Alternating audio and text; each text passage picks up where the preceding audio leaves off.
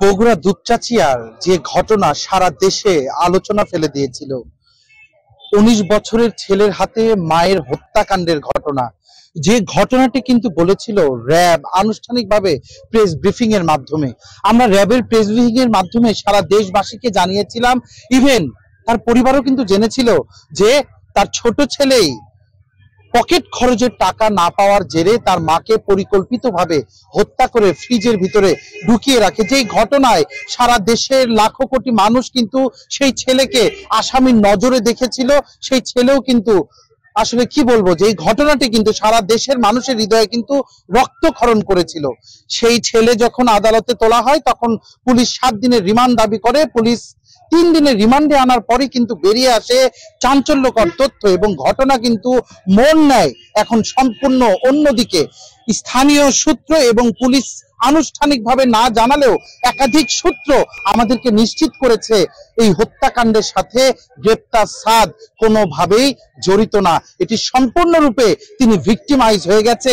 এই ঘটনার সাথে যারা জড়িত তারা কিন্তু ইতিমধ্যেই গ্রেপ্তার হয়েছে। এই বাড়িরই ৪ তলায় ভাড়া থাকতো সাদের যে বাসা, নিহত উম্মে সালমার যে বাড়ি, সেই বাড়িরই ৪ তলায় ভাড়া থাকতো মাবিয়া নামে এক নারী। সেই নারী কিন্তু সুপরিকল্পিত ভাবে তার আরো দুইজন সহযোগীকে নিয়ে তারা কিন্তু এই হত্যাকাণ্ড ঘটিয়েছে। ইতিমধ্যেই আজকে সকাল থেকে কিন্তু আমরা দুপচাচিয়া থানা পুলিশ এবং জেলা গোয়েন্দা শাখার টিমের সাথে আছি।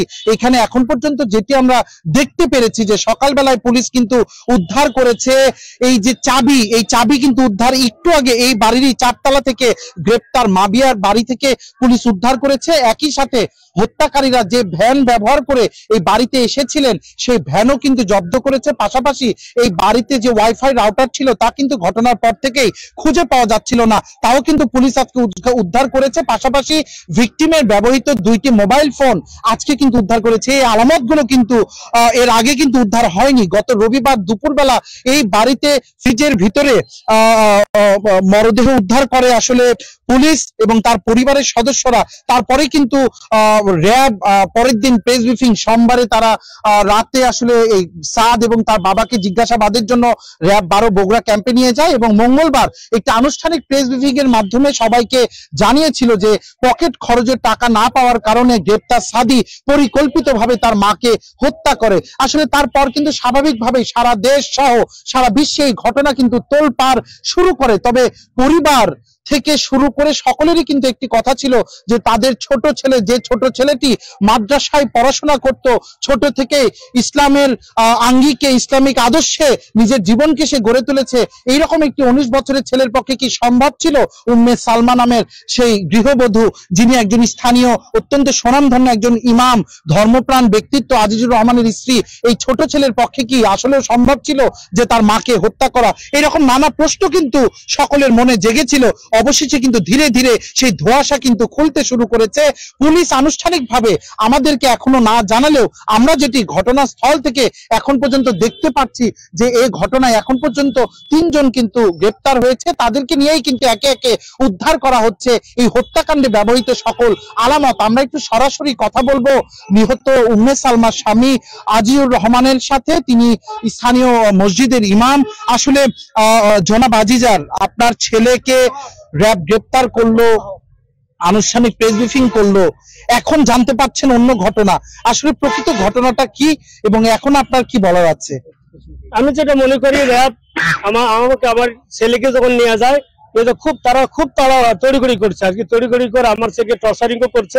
করার পরে তারা ব্রিফিং দিছে, ব্রিফিং দেওয়ার কারণে আমরা তো খুব হতবাক হয়ে গেছে। আমি কোন সময় এটা বিশ্বাস করতে পারছিলাম না। এই যে স্থানীয় পুলিশ প্রশাসনকে আমি এই ব্যাপারে আবার অভিযোগ করছি মেয়েটার ব্যাপারে, তো মেয়েটার ব্যাপারে দেখা হোক। তো স্থানীয় পুলিশ প্রশাসন এই ব্যাপারে অত্যন্ত নির্ভীকতার সাথে, দায়িত্বশীলের সাথে চেষ্টা ছাড়া সত্যিকারী মানে হত্যাকারী যারা তাদেরকে ধরতে পেরেছে এবং যথাযথ প্রকাশ হয়ে গেছে। এই জন্য আমি এতে সন্তুষ্ট এবং খুশি আর কি, এবং স্থানীয় পুলিশ প্রশাসনকে আমি ধন্যবাদ জানাই। এবং র্যাবদের এই ইনফরমেশন যেটি দিচ্ছে এটি ভুল ছিল আমি মনে করতেছি, যেহেতু আমার মাথায় আমি র্যাবের থেকে আসার পরে আমার মাদ্রাসায় ভিডিও ফুটেজ আছে। র্যাব আমাকে বলছিল 12:30 থেকে 1টার মধ্যে ঘটনা। আমি মাদ্রাসায় ভিডিও ফুটেজ দেখার পরে আমার ছেলে 1:15 বেরিয়ে মসজিদে নামাজ পড়ে বাসায় আসছে। 6টা শিক্ষক ক্লাস নিচ্ছে মাদ্রাসায়।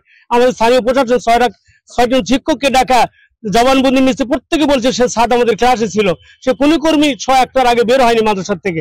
তো এটা জানার পরে আমি আরো বেশি উদ্বিগ্ন, আমার ছেলে করতেই পারে না।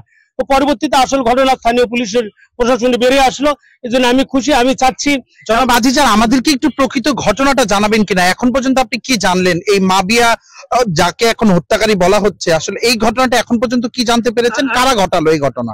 আমি যেটি জানতে পেরেছি থানা প্রশাসনের মাধ্যমে, থানার মাধ্যমে জানতে পেরেছি, সেটি হলো আমার বাসাতে ভাড়া ছিল এই মহিলার ব্যাপারে আমাদের আপত্তি ছিল, নাকি আমার বাসাতে বের করে দেবো, ওনার নৈতিকতার ব্যাপারে আমার স্ত্রী কথা বলতেছিল, তাকে বের করার জন্য বারবার বলতেছিল, সে বের হবে না। এ নিয়ে 2-3 দিন আগে আমার স্ত্রীর সঙ্গে ঝগড়াও হয়েছিল আর কি।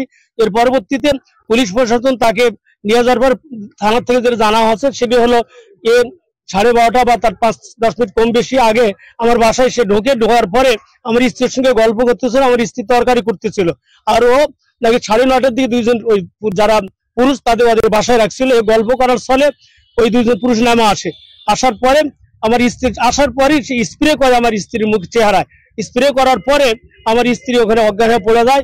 তখন তার হাত বেঁধে জীবিত অবস্থায় তাকে ফ্রিজের মধ্যে নেমে হত্যা করা হয়, এতটুকু আমি জানতে পেরেছি।